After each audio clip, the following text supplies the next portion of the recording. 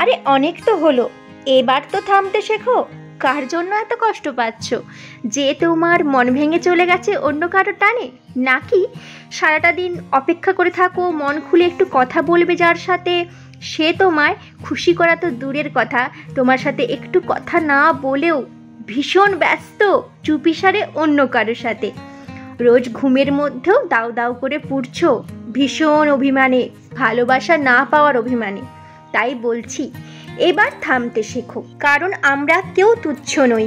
কেউ একজন ছুঁড়ে ফেলে চলে গেছে তুচ্ছ করে মানে আমি সস্তা নই, বা আমরা কেউ সস্তা নই। সস্তা তো সে যে তার ভালোবাসা হাজার জনকে বিলিয়ে বেড়ায়।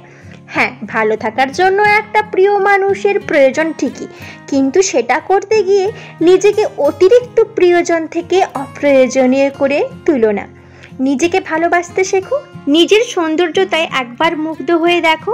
নিজের রূপ সৌন্দর্য যেমনই হোক না কেন, সেটাকে যদি ভালোবেসে উপভোগ করতে পারো, অন্য কেউ অন্তত তার প্রয়োজনে ব্যবহার করতে পারবে না।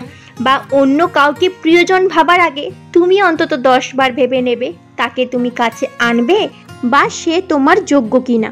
আর আপনাদের জন্য ভালোবাসার সাথে রেখে গেলাম সারাদিনের টুকিটাকি রান্না বান্নার সাথে ছোট্ট একটা মিনি ব্লগ।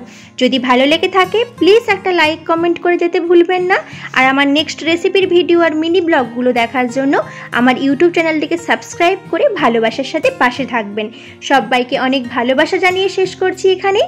আবার দেখা হবে অন্য কোনো রেসিপির ভিডিও কিংবা মিনি ব্লগে।